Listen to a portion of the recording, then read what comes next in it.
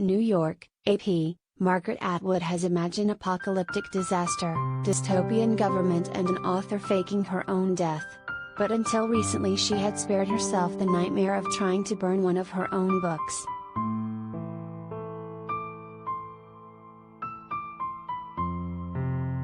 With a flamethrower, no less.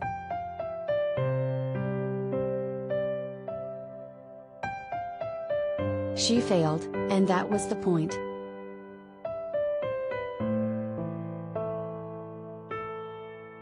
On Monday night, timed for Pan America's annual gala, Atwood and Penguin Random House announced that a one-off, unburnable edition of The Handmaid's Tale would be auctioned through Sotheby's New York. They launched the initiative with a brief video that shows Atwood attempting in vain to incinerate her classic novel about a totalitarian patriarchy, The Republic of Gilead. Proceeds will be donated to PEN, which advocates for free expression around the world.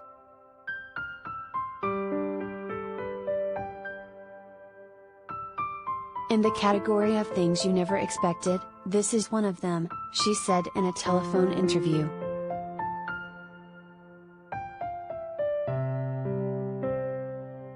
To see her classic novel about the dangers of oppression reborn in this innovative, unburnable edition is a timely reminder of what's at stake in the battle against censorship, Mark Stowe, CEO of Penguin Random House, said in a statement.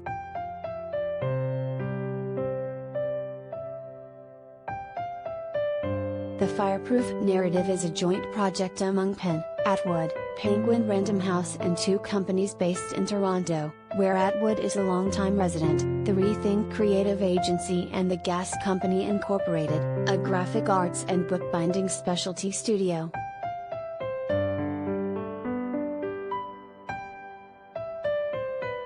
Rethink's Robbie Percy said that he and fellow creative director Carolyn Friesen came up with the idea.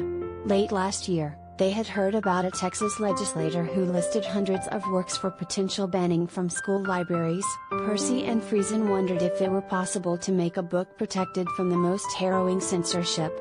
They soon agreed on The Handmaid's Tale, which came out in the 1980s and has had renewed attention over the past few years, beginning with the political rise and unexpected presidency of Donald Trump and continuing with the current surge of book bannings.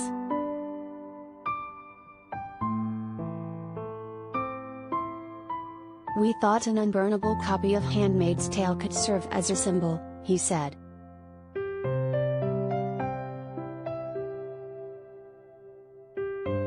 Percy and Friesen spoke with Atwood's publishers in Canada and the US, both divisions of Penguin Random House, and got in touch with the author. They then contacted Gaslight, which has worked on numerous commissioned texts, including some for PEN.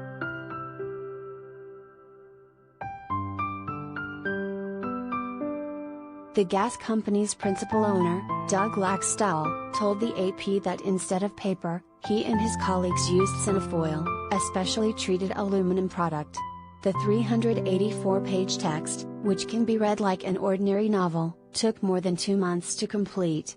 The gas company needed days just to print out the manuscript. The cinnafoil sheets were so thin that some would fall through cracks in the printer and become damaged beyond repair.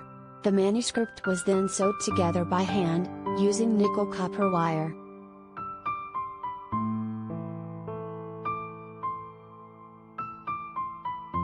The only way you could destroy that book is with a shredder, Laxdal says.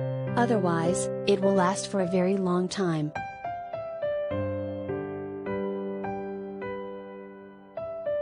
Atwood told the AP that she was immediately interested in this special edition, and in making the video.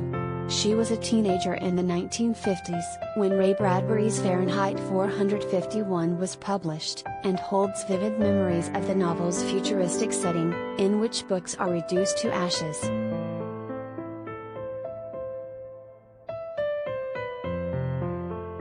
The Handmaid's Tale has never been burned, as far as Atwood knows, but has often been subjected to bans or attempted bans.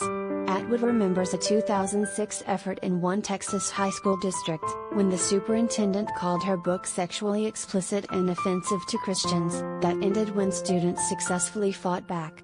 In 2021, The Handmaid's Tale was pulled by schools in Texas and Kansas.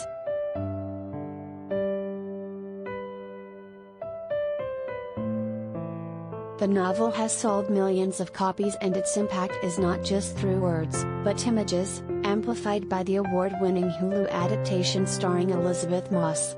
Advocates worldwide for women's rights have dressed in the puritanical gaped robes Atwood devised for her story.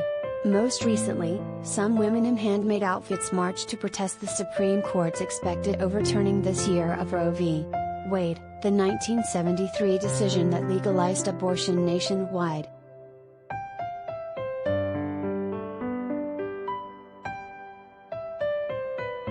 It's an unforgettable visual metaphor, Atwood said. That's why people in the Middle Ages put coats of arms on their armor, and had recognizable flags. That way you can visualize them and know who's standing for what.